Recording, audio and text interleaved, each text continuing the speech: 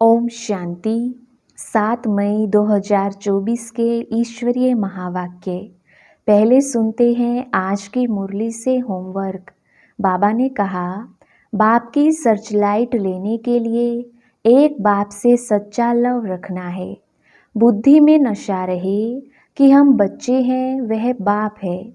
किसी भी प्रकार की चाहना नहीं रखनी है, आसक्ति खत्म कर देनी है। बाबा जो खिलाए तुम्हें डायरेक्शन है, मांगने से मरना भला। आप दाता के बच्चे, अपने भाई बहनों पर रहमदिल बनो। कोई कितना भी बुरा हो, उसके प्रति भी रहम की भावना हो तो कभी घृणा, ईर्ष्या व क्रोध की भावना नहीं आएगी। जब तक कर्म अकर्म नहीं बनते हैं, तब तक खुशी स्थायी नहीं रह सकती है। इसलिए बच्चों को यही मेहनत करनी है। और अब सुनते हैं महावाक्यों को विस्तार से। मुरली का सार। मीठे बच्चे, बाप से करंट लेनी है तो सर्विस में लगे रहो। जो बच्चे सब कुछ त्याग बाप की सर्विस में रहते हैं, वही प्यारे लगते हैं, दिल पर चढ़ते हैं। प्रश्न, बच्चों को स्थायी खुशी क्यों नहीं रहती? मुख्य कारण क्या है? उत्तर, याद के समय बुद्धि भटकती है। स्थिर बुद्धि ना होने के कारण खुशी नहीं रह सकती। माया के तूफान दीपकों को हैरान कर देते हैं। जब तक कर्म अकर्म नहीं बनते हैं, तब तक खुशी स्थायी नहीं रह सकती है। इसलिए बच्चों को यही मेहनत करनी है। ओम शांति। जब ओम शांति कहते हैं तो बड़े उल्लास से कहते हैं। हम आत्मा शांत स्वरूप हैं। अर्थ कितना सहज है। बाप भी कहेंगे ओम शांति, दादा भी कहेंगे ओम शांति। वह कहते हैं मैं परमात्मा हूँ, यह कहते मैं आत्मा हूँ। तुम सब सितारे हो। सब सितारों का बाप भी चाहिए ना। गाया जाता है सूर्य, चांद और लक्की सितारे। तुम बच्चे हो मोस्ट लक्की सितारे। उनमें भी नंबरवार हैं। जैसे रात को चंद्रमा निकलता है, फिर सितारों में कोई डिम होते हैं, कोई बड़े तीखे होते हैं, कोई चंद्रमा के आगे होते हैं। सितारे हैं ना। तुम भी ज्ञान सितारे हो। चमकता है भ्रिकुटी के बीच में वंडरफुल सितारा। बाप कहते हैं, यह सितारे आत्माएं बड़े वंडरफुल हैं। एक तो इतनी छोटी बिंदी है जिसका कोई को पता नहीं है। आत्मा ही शरीर से पार्ट बजाती है। यह बड़ा वंडर है। तो तुम बच्चों में भी नंबरवार हैं। कोई कैसे कोई कैसे। बाप उनको बैठ याद करते हैं जो सितारे अच्छे चमकते हैं, जो बहुत सर्विस करते हैं। उनको करंट मिलती जाती है। तुम्हारी बैटरी भरती जाती है। तमो प्रधान से सतो प्रधान बनने के लिए सर्च लाइट मिलती है, नंबरवार पुरुषार्थ अनुसार। बाप कहते हैं जो मेरे अर्थ सब कुछ त्याग सर्विस में लगे रहते हैं, वह बहुत प्यारे लगते हैं, दिल पर भी चढ़ते हैं। बाप दिल लेने वाला है ना। दिल वाला मंदिर भी है ना। अब दिल वाला या दिल लेने वाला मंदिर, किसकी दिल लेने वाला? तुमने देखा है ना, प्रजापिता ब्रह्मा बैठा है ना। जरूर उनमें शिव बाबा की प्रवेशता है। और फिर तुम देखते भी हो, ऊपर में स्वर्ग की स्थापना भी है। नीचे बच्चे तपस्या में बैठे हैं।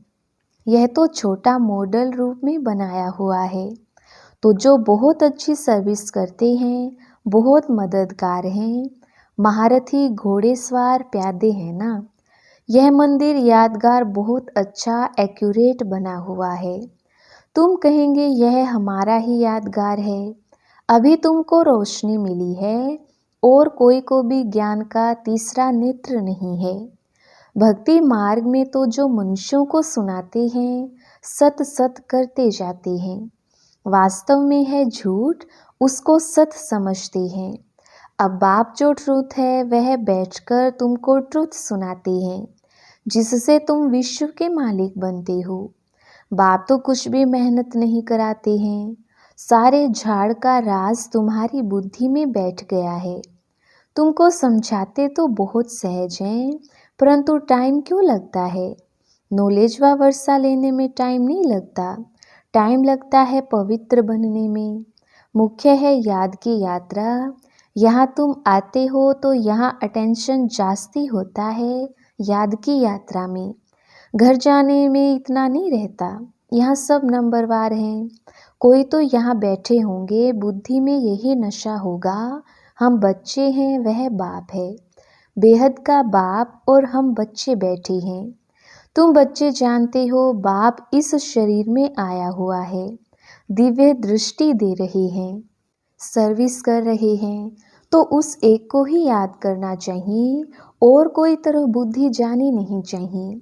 संदेशी पूरी रिपोर्ट दे सकती है, किसकी बुद्धि बाहर भटकती है, कौन क्या करती है, किसको झुटका आता है, सब बता सकती है।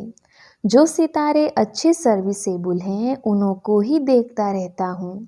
बाप का लव है ना, स्थापना में मदद करते हैं। हूबहू कल्प पहले मिसल यह राजधानी स्थापन हो रही है, अनेक बार हुई है। यह तो ड्रामा का चक्र चलता रहता है, इसमें फिक्र की भी कोई बात नहीं रहती। बाबा के साथ है ना, तो संग का रंग लगता है, फिक्र कम होती जाती है। यह तो ड्रामा बना हुआ है। बाप बच्चों के लिए स्वर्ग की राजधानी ले आई हैं। सिर्फ कहते हैं मीठे मीठे बच्चों, पतित से पावन बनने के लिए बाप को याद करो। अब जाना है स्वीट होम, जिसके लिए ही तुम भक्ति मार्ग में माथा मारते हो, परंतु एक भी जा नहीं सकते। अब बाप को याद करते रहो और स्वदर्शन चक्र फिराते रहो। अलफ और बे, बाप को याद करो और 84 का चक्र फिराओ। आत्मा को 84 के चक्र का ज्ञान हुआ है। रचयिता और रचना के आदि मध्यांत को कोई भी नहीं जानते हैं। तुम जानते हो सो भी नंबरवार पुरुषार्थ अनुसार। सुबह को उठकर तुम बुद्धि में यही रखो, अब हमने 84 का चक्र पूरा किया है, अब वापिस जाना है, इसलिए अब बाप को याद करना है, तो तुम चक्रवर्ती बनेंगी। यह तो सहज है ना, परंतु माया तुमको भुला देती है। माया के तूफान है ना, वह दीपकों को हैरान कर देते हैं। माया बड़ी दुस्तर है, इतनी शक्ति है जो बच्चों को भुला देती है। वह खुशी स्थायी नहीं रहती है। तुम बाप को याद करने बैठते हो, बैठे बैठे बुद्धि और तरफ चली जाती है। यह सब है गुप्त बातें, कितनी भी कोशिश करेंगे परंतु याद कर नहीं सकेंगे। फिर कोई की बुद्धि भटक भटक कर स्थिर हो जाती है, कोई फट से स्थिर हो जाते हैं, कोई से तो कितना भी माथा मारो तो भी बुद्धि में ठहरता नहीं। इसको माया की युद्ध कहा जाता है। कर्म अकर्म बनाने के लिए कितनी मेहनत करनी पड़ती है। वहाँ तो रावण राज्य ही नहीं तो कर्म विकर्म भी नहीं होते। माया होती ही नहीं जो उल्टा कर्म कराए। रावण और राम का खेल है। आधा कल्प है राम राज्य, आधा कल्प है रावण राज्य। दिन और रात संगम युग पर सिर्फ ब्राह्मण ही होते हैं। अब तुम ब्राह्मण समझते हो, रात पूरी हो दिन शुरू होना है। वह शूद्र वर्ण वाले थोड़ी समझते हैं। मनुष्य तो बहुत आवाज से भक्ति आदि के गीत गाते हैं। तुमको तो जाना है आवाज से परे। तुम तो अपने को बाप की ही याद में मस्त रहते हो।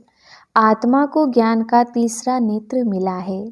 आत्मा समझती है अब बाप को याद करना है। भक्ति मार्ग में शिव बाबा तो करते आए हैं।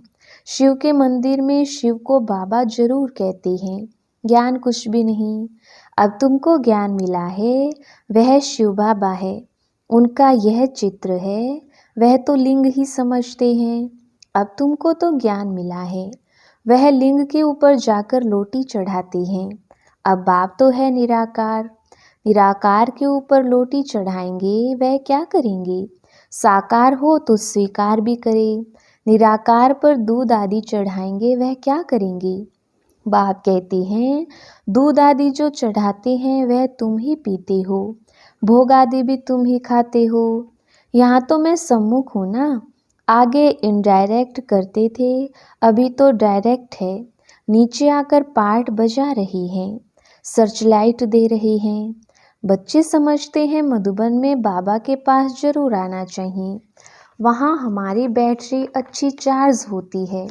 घर में तो गोरख धंधे आदि में अशांति ही अशांति लगी हुई है।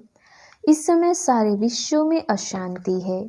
तुम जानती हो, अभी हम शांति स्थापन कर रहे हैं योग बल से, बाकी राजाई मिलती है पढ़ाई से। कल्प पहले भी तुमने यह सुना था, अब भी तुम सुनती हो। जो कुछ एक्ट होती है फिर भी होगी। बाप कहते हैं कितने बच्चे आश्चर्यवत भागंती हो गई। मुझ माशूक को इतना याद करते थे, अब मैं आया हूँ तो फिर छोड़कर चले जाते हैं। माया कैसे थप्पड़ लगा देती है। बाबा तो अनुभवी है ना। बाबा को अपनी सारी हिस्ट्री याद है। सिर पर टोपी, नंगे पाँव दौड़ता था। मुसलमान लोग भी बहुत प्यार करते थे, बहुत खातिरी करते थे। मास्टर का बच्चा आया जैसे गुरु का बच्चा आया। बाजरे का ढोडा खिलाते थे। यहाँ भी बाबा ने 15 दिन प्रोग्राम दिया था ढोडा और छाछ खाने का, और कुछ भी नहीं बनता था। बीमार आदि सबके लिए यही बनता था, किसको कुछ भी हुआ नहीं, और ही बीमार बच्चे भी तंदुरुस्त हो गए। देखते थे आसक्ति टूटी हुई है, यह नहीं होना चाहिए या यह चाहिए। चाहना को चूहरा जमादार कहा जाता है। यहाँ तो बाप कहते हैं मांगने से मरना भला। बाप ही जानते हैं बच्चों को क्या देना है। जो कुछ देना होगा वह खुद ही देंगे। यह सब ड्रामा बना हुआ है। बाबा ने तो पूछा था ना, बाप को जो या समझते हैं और बच्चा भी समझते हैं वह हाथ उठाएं। तो सबने हाथ उठाया। हाथ तो झट उठा देते हैं। जैसे बाबा पूछते हैं लक्ष्मी नारायण कौन बनेंगे, तो झट हाथ उठाएंगे। यह पारलौकिक बच्चा भी जरूर ऐड करते हैं। यह तो माँ बाप की बहुत सेवा करते हैं। 21 जन्म का वर्षा देते हैं। बाप जब वानप्रस्थ में जाते हैं तो फिर बच्चों का फर्ज है बाप की संभाल करना। वह जैसे सन्यासी बन जाते हैं। जैसे इनका लौकिक बाप था, वानप्रस्थ अवस्था हुई तो बोला हम जाकर बनारस में सत्संग करेंगे, हमको वहाँ ले चलो। हिस्ट्री सुनाना। तुम हो ब्राह्मण, प्रजापिता ब्रह्मा कुमार, ब्रह्मा कुमारियाँ। प्रजापिता ब्रह्मा है, ग्रेट ग्रेट ग्रैंडफादर। सबसे पहला पत्ता है मनुष्य सृष्टि का। इनको ज्ञान सागर नहीं कहा जाता, ना ब्रह्मा विष्णु शंकर ही ज्ञान के सागर हैं। शिव बाबा वह है बेहद का बाप, तो उनसे वर्षा मिलना चाहिए ना। वह निराकार परमपिता परमात्मा कब कैसे आया, उनकी जयंती मनाते हैं। यह कोई को पता नहीं, यह तो गर्भ में नहीं आते हैं। समझाते हैं मैं इनमें प्रवेश करता हूँ बहुत जन्मों के अंत में वानप्रस्थ अवस्था में। मनुष्य जब संन्यास करते हैं तो उनकी वानप्रस्थ अवस्था कही जाती है। तो अब बाप तुमको कहते हैं बच्चे, तुमने पूरे 84 जन्म लिए, यह है बहुत जन्मों के अंत का जन्म। हिसाब तो जानते हो ना। तो मैं इनमें प्रवेश करता हूँ, कहाँ आकर बैठता हूँ। इनकी आत्मा जहाँ बैठी है उनके बाजू में आकर बैठता हूँ। जैसे गुरु लोग अपने शिष्य को बाजू में गद्दी पर बिठाते हैं, इनका भी स्थान यहाँ है, मेरा भी यहाँ है। कहता हूँ हे आत्माओं, मामेकम याद करो तो पाप विनाश हो जाएंगी। मनुष्य से देवता बनना है ना। यह है राजयोग। नई दुनिया के लिए जरूर राजयोग चाहिए। बाप कहते हैं मैं आया हूँ आदि सनातन देवी देवता धर्म का फाउंडेशन लगाने। गुरु लोग अनेक हैं, सतगुरु एक है, वही सत्य है, बाकी तो सब झूठ हैं। तुम जानते हो, एक है रुद्रमाला, दूसरी है वैजयंती माला विष्णु की। उसके लिए तुम पुरुषार्थ करते हो। बाप को याद करो तो माला का दाना बनेंगे। जिस माला का तुम भक्ति में सिमरण करते हो, परंतु जानते नहीं हो कि यह माला किसकी है, ऊपर में फूल कौन है, फिर मेरू क्या है, दाने कौन है। जिसकी माला फेरते हैं समझते कुछ नहीं, ऐसे ही राम राम कहते माला फेरते रहते हैं। राम राम कहने से समझते हैं सब राम ही राम है। सर्वव्यापी की बात का अंधियारा इससे निकला है। माला का अर्थ ही नहीं जानते। कोई कहते 100 माला फेरो, इतनी माला फेरो। बाप तो अनुभवी है ना, 12 गुरु किए, 12 का अनुभव लिया। ऐसे भी बहुत होते हैं, अपना गुरु होते भी फिर औरों के पास जाते हैं कि कुछ अनुभव मिल जाए, माला आदि फेरते हैं। है बिल्कुल अंधश्रद्धा। माला पूरी कर फूल को नमस्कार करते हैं। शिव बाबा फूल है ना, माला के दाने तुम अनन्य बच्चे बनते हो। तुम्हारा फिर सिमरण चलता है। उनको कुछ भी पता नहीं, वह तो कोई राम कहते, कोई श्री कृष्ण को याद करते, अर्थ कुछ भी नहीं। श्री कृष्ण शरणम कह देते। अब वह तो सत्युग का प्रिंस था, उनकी शरण कैसे लेंगे। शरण तो बाप की ली जाती है। तुम ही पूज्य फिर पुजारी बनते हो। 84 जन्म ले पतित बने हो तो शिव बाबा को कहते हैं हे फूल, हमको भी आप समान बनाओ।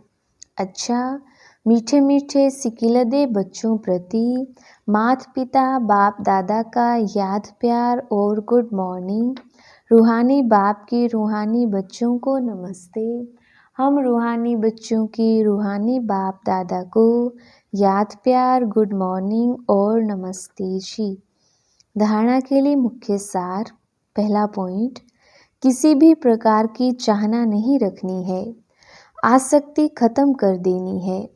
बाबा जो खिलाए तुम्हें डायरेक्शन है, मांगने से मरना भला।